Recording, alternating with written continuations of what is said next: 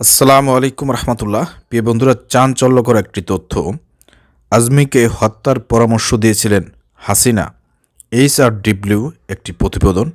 HRW তারা প্রতিবেদনে বলেছিল যে হাসিনা কত বড় একজন সন্ত্রাসী এবং কুখ্যাত একজন কলঙ্কিত একজন নারী, কতটা ফ্যাসিবাদ একজন নারী, যে চিন্তা করে দেখেন, গোলাম আজম রহিমুল্লাহর সন্তান আজমিকে বিনা অপরাধে তাকে গুম করা হয়, দীর্ঘদিন আটকায় রাখছিল।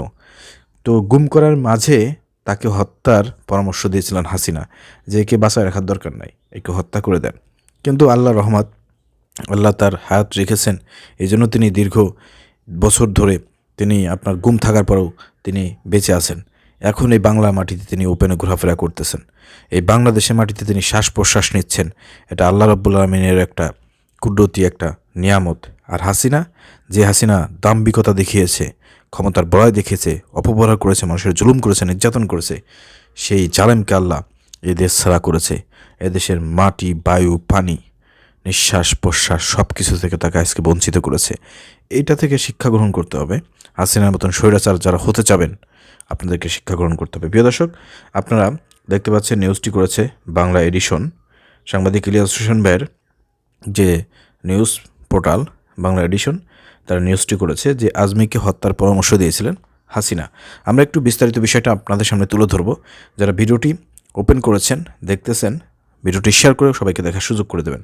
কেন তিনি হত্যার পরামর্শ দিয়েছেন এ বিষয়ে বাংলা এডিশন যেটা বলেছে যে 2016 সালের 22 আগস্ট দিবাগত রাতে জামাত ইসলামের সাবেক আমির প্রয়াত গোলাম আজমের মেজো ছেলে সেনাবাহিনীর সাবেক ব্রিগেডিয়ার জেনারেল আবদুল্লাহিল আমান আজমিকে তুলে নেওয়া হয়। সেই সময় জামাত ইসলামের পক্ষ থেকে বলা হয় 2016 সালের 22 আগস্ট দিবাগত রাত 12টার দিকে রাজধানীর মগবাজারের বাসা থেকে সাদা পোশাকে আইন শৃঙ্খলা বাহিনীর পরিচয় দিয়ে তাকে আটক করা হয়। পরে আজমিকে সেনাবাহিনী থেকে বাধ্যতামূলক অব্যাহতি দেয় আওয়ামী লীগ সরকার। তবে জামাত ইসলামের পক্ষ থেকে আটকের বিষয়টি একাধিকবার দাবি করা হলেও আইন শৃঙ্খলা বাহিনীর পক্ষ থেকে তা অস্বীকার করা হয়। গত 5 আগস্ট আওয়ামী লীগ সরকারের পতনের পর বাংলাদেশের রাজনৈতিক পট পরিবর্তন হতে থাকে। প্রধানমন্ত্রীর পদ থেকে পদত্যাগ করে হাসিনা ভারতে পালিয়ে যান। দীর্ঘ 8 বছর পর গত 7 আগস্ট বাড়ি ফেরেন আজমি। হাসিনার পলায়নের পর আজমি সহ অনেকে আয়নাঘর থেকে মুক্তি পান।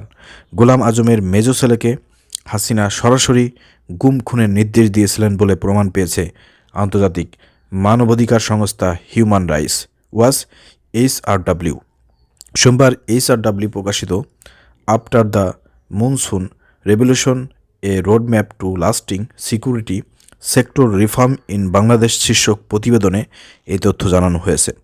এক সেনা কর্মকর্তার বরাতে প্রতিবেদনে বলা হয়েছে, আয়নাঘরে আজমির বন্দী থাকা ও তার শারীরিক অসুস্থতার বিষয়ে শেখ হাসিনা সরাসরি অবগত ছিলেন।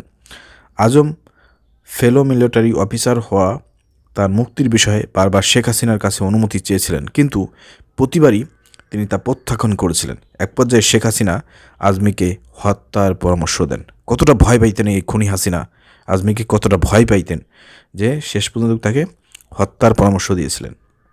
এরপর তার মুক্তির বিষয়ে কথা বলা বন্ধ করে দেন ওই কর্মকর্তা।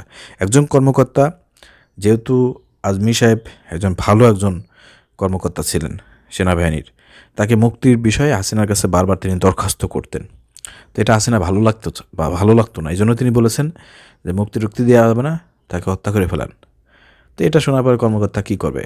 কর্মকর্তার একটু মায়া দয়া ছিল বলেই তাকে কিন্তু বাঁচিয়ে রাখছিলেন, হত্যা করেন নাই। এর পরবর্তী আর হাসিনারে তার বিষয়ে কোনো বলেন নাই যে তাকে মুক্তি দেওয়া লাগবে কি লাগবে না। মুক্তির বিষয়ে তাকে আর কখনো সুপারিশ করা হয় নাই। নিরাপত্তা রক্ষাকারীদের নির্যাতন বা ক্ষমতার অপব্যবহার অংশে গুম তদন্তে অন্তর্বর্তী সরকারের কমিশন গঠনের বিষয়টি তুলে ধরা হয়েছে। কমিশনের প্রাথমিক রিপোর্টে বলা হয়েছে, শেখ হাসিনা শাসনামলে কমপক্ষে 3500 মানুষকে গুম করা হয়েছে। এই জন্য কেন্দ্রীয় কমান্ড কাঠামো ছিল, যারা দেখাশোনা করতেন। শেখ হাসিনা নিজেও তার শীর্ষ কর্মকর্তারা।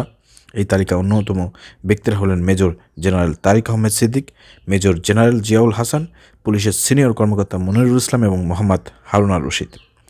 অতিবিলম্বে এরা যেখানেই লুকিয়ে থাকুক না কেন, হাসিনা তো দেশের বাইরে, এসব আসামিদেরকে গ্রেপ্তার করে আইনের আওতায় এনে এমন শাস্তি প্রদান করতে হবে যে নেক্সট ডে অন্য কোনো ব্যক্তি, অন্য কোনো গোষ্ঠী, অন্য কোনো রাজনৈতিক দলের কেউ যাতে এরকমের হাসিনার মতন স্বৈরাচার হওয়ার মতন ক্ষমতা, স্বৈরাচার হওয়ার মতন কোনো ভাব, কোনো চিন্তাভাবনা যাতে আর কারো মনের মধ্যে না আসে। ভিডিও শেয়ার করে দেবেন।